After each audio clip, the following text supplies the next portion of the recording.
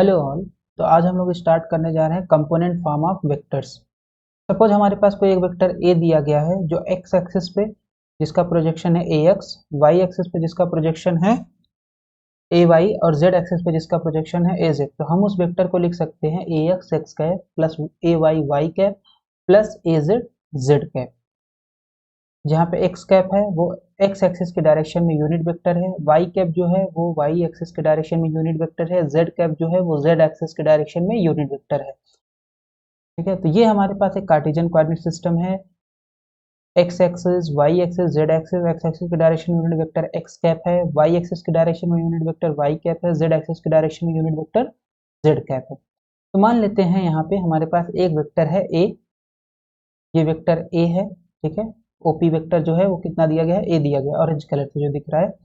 तो इसका जो प्रोजेक्शन होगा, प्रोजेक्शन जो एक्स एक्सिस पे आएगा वो क्या होगा, इस पॉइंट से यहाँ पे परपेंडिकुलर ड्रॉ करेंगे एक्स वाई प्लेन पे। तो मान लेते हैं पॉइंट पी से परपेंडिकुलर ड्रॉ किए, जो कहाँ पे कट करेगा, मान लेते हैं सी पे आता है एक्स वाई प्लेन पे।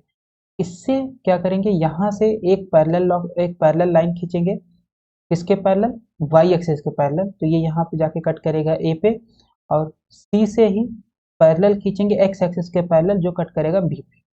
ठीक है, जो आपके पास ओ बी होगा वो हो जाएगा कितना, क्योंकि वाई एक्सिस है तो ओ बी, और इसका वाई एक्सिस पे प्रोजेक्शन है ए वाई, तो ओ बी हो जाएगा ए वाई, ओ ए हो जाएगा आपका कितना, ए एक्स, और ये जो परपेंडिकुलर होगा ये होगा जेड एक्सिस पे प्रोजेक्शन जो कि हो जाएगा ए जेड।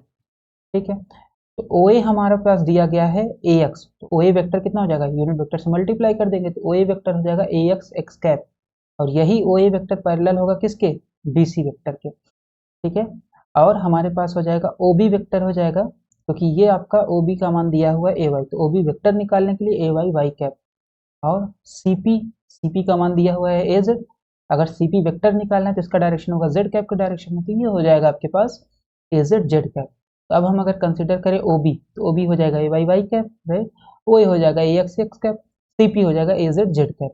तो ओ सी बराबर हो जाएगा ये vector O C, vector addition से कितना हो जाएगा, O C is equal to O A plus A C, O A plus A C, ये हो जाएगा ओ सी का डायरेक्शन। ठीक है, ओ सी आपके पास ये है, ओ सी का डायरेक्शन जो होगा वो हो जाएगा ओ ए प्लस ए सी, तो ओ ए प्लस ए सी। अब ए सी जो है ये पैरेललोग्राम में यहाँ से यहाँ ओ ए सी बी में जो आपका ए सी है, ए सी कितना है, ए सी पैरेलल है ओ बी के। ए सी जो है हम उसको लिख सकते हैं ओ बी, राइट। तो ओ ए प्लस ओ बी आ गया, ओ ए हमारे पास है ए एक्स एक्स कैप, यहाँ सब्सटीट्यूट कर दिए, और ओ बी जो हमारे पास है ए वाई वाई कैप। तो हमने क्या निकाल लिया, ओ सी वेक्टर निकाल लिया। ओ सी वेक्टर हमारे पास आ गया ए X X cap plus A Y Y cap. ठीक है, अब हमें निकालना है वेक्टर ए। तो ये वेक्टर कितना है, ये वेक्टर है A Z Z cap, C P vector A Z Z cap. तो यहाँ से हमारे पास आ जाएगा O P is equal to, ये वेक्टर जो है O P is equal to O C, O C plus C P, vector addition से O P is equal to O C plus C P. ठीक है, तो O P is equal to O C plus C P. ओ सी का मान कितना है, ओ सी का मान आपने निकाल रखा है ए X X cap plus A Y Y cap, और सी पी का मान कितना है, सी पी का मान है आपके पास ए जेड जेड कैप। तो ये आपके पास आ गया ओ पी वेक्टर जो कि है vector A is equal to A X X cap plus A Y Y cap plus A Z Z cap. तो ये हमारे पास आ गया। ठीक है, और हम इसको, क्योंकि ये प्रोजेक्शन है X axis Y axis Z axis, हम इसको ऐसे कोऑर्डिनेट के फॉर्म में भी लिख सकते हैं ए X A Y A Z. तो अगर चाहे ऐसा लिखा हो चाहे ऐसा लिखा हो, तो इसका क्या मतलब है कि वेक्टर दिया गया है उसके कंपोनेंट फॉर्म में। प्रॉपर्टीज क्या है, अगर दो वेक्टर है, वेक्टर ए जो कि इस तरीके से कंपोनेंट फॉर्म में है, वेक्टर बी जो कि इस तरीके से कंपोनेंट फॉर्म में, दोनों को ऐड कर देंगे तो एक्स कैप यहाँ दोनों में कॉमन हो, यहाँ पे भी तो ए एक्स प्लस बी एक्स हो जाएगा, वाई कैप कॉमन ले लोगे तो ए वाई बी वाई हो जाएगा, और जेड कैप कॉमन ले लोगे तो ए जेड बी जेड हो, A Z plus B Z हो जाएगा। इसका मतलब है to add vectors add like component, just component के तरीके उनको ऐड कर दीजिए। स्केलर से मल्टीप्लाई करेंगे तो स्केलर से मल्टीप्लाई करेंगे तो ये होगा, फिर ये ब्रैकेट आ गया, ये आपके पास है कंपोनेंट फॉर्म में वेक्टर। तो कैसे मल्टीप्लाई हो जाएगा, ए ए X X cap plus A Y Y cap plus A Z Z cap. ठीक है, इनका फिर हम डॉट प्रोडक्ट देख सकते हैं। तो डॉट प्रोडक्ट देखने के लिए सबसे पहले हमें यूनिट वेक्टर का पता होना चाहिए, डॉट प्रोडक्ट क्या होता है। एक्स एक्स कैप का डॉट प्रोडक्ट सेम होगा वाई वाई कैप के डॉट प्रोडक्ट और जेड डॉट जेड कैप। का जेड और जेड कैप का डॉट प्रोडक्ट, और ये बराबर होगा 1 के। तो हम एक का कैलकुलेट करते हैं, X cap dot X cap. तो X cap dot X cap कितना हो जाएगा, तो ए डॉट बी बराबर होता है ए बी कॉस थीटा। तो अगर हम लिखे ए डॉट बी बराबर ए बी कॉस थीटा, तो क्या मतलब है, A dot B is equal to A B cos theta. तो X cap dot X cap, तो ए का मैग्नीट्यूड यहाँ पे यूज होगा, तो एक्स कैप का मैग्नीट्यूड हो जाएगा 1, यूनिट वेक्टर है, ठीक है। और यहाँ पे भी इसका मैग्नीट्यूड हो जाएगा 1, और थीटा कितना होगा, किसी वेक्टर के बीच में स्वयं के साथ जो एंगल बनाता है वो बनाता है 0, तो यहाँ जाएगा cos 0, तो इसका मतलब हो जाएगा इसका पूरा मान हो जाएगा 1, ठीक है। अगर ये वेक्टर परपेंडिकुलर है तो X cap dot Y cap perpendicular होगा, राइट, है ना, ये एक्स एक्सिस के लॉन्ग है, वाई एक्सिस के लॉन्ग है, तो दोनों के बीच एंगल है 90 डिग्री। तो X cap dot Y cap, फिर से यही फार्मूला लगाएंगे, तो 1 इंटू 1, थीटा है 90, cos 90 मान 0, तो इसका मतलब X cap dot Y cap हो जाएगा 0, Y cap dot Z cap इसी तरीके से, Z cap dot X cap इसी तरीके से हो जाएगा 0 के बराबर, ठीक है। तो अब हम यहाँ पे यूज कर लेंगे इस प्रॉपर्टी को, यूनिट वेक्टर्स की प्रॉपर्टी जो है, तो A cap dot B cap, A vector A dot vector B हो जाएगा A X X cap plus A Y Y cap plus A Z Z cap dot, और फिर ये दिया गया है B X X cap plus B Y Y cap plus B Z Z cap.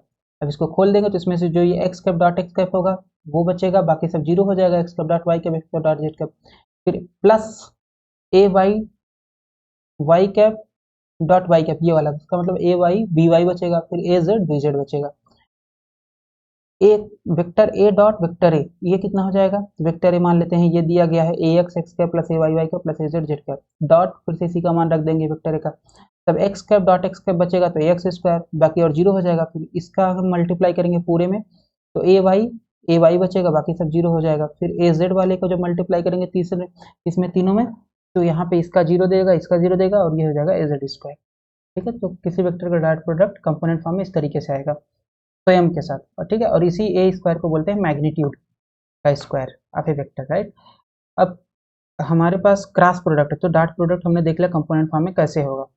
Cross product कैसे निकालेंगे, cross product निकालने के लिए हमें सबसे पहले देखना पड़ेगा कि यूनिट वेक्टर्स का क्रॉस प्रोडक्ट कैसे होता है। तो यूनिट वेक्टर्स का क्रॉस प्रोडक्ट कैसे होगा, तो सबसे पहले X cap cross X cap, Y cap cross Y cap, Z cap cross Z cap is equal to 0।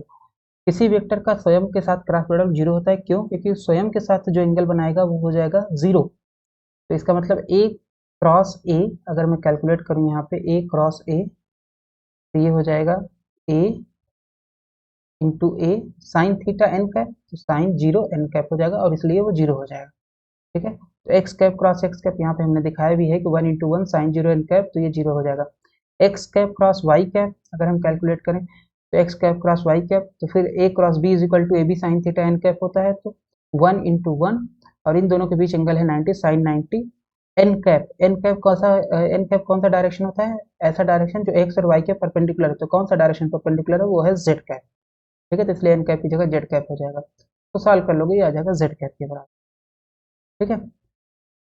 और तो X cap cross Y cap बराबर जेड कैप, और X cap cross Y cap क्योंकि ये एंटी कम्यूटेटिव होता है, तो minus Y cap cross X cap हो जाएगा, इसी तरीके से ये सब आ जाएगा। तो अब ए क्रॉस बी अगर हम निकालेंगे, तो ए क्रॉस बी अगर हम निकालेंगे तो हमारे पास आ जाएगा ये रिजल्ट, ठीक, जस्ट इसको ओपन कर देंगे और ये रूल हम यूज करेंगे। तो A Y B Z minus A Z B Y X cap plus A Z B X minus A X B Z Y cap plus A X B Y minus A Y B X Z cap. तो अगर इसको हम इस form में लिखें determinant के form में, X cap Y cap Z cap A X A Y A Z B X B Y B Z, इसको ओपन करेंगे तो X cap A Y B Z minus A Z B Y, तो ये पहला term आ जाएगा, minus Y cap A X B Z minus B X A Z, और minus minus plus हो जाएगा तो ये टर्म आ जाएगा, फिर जेड कैप लोगे तो ए X B Y minus A Y B x, ठीक है। तो vector A cross vector be in terms of component form इतना आ जाएगा।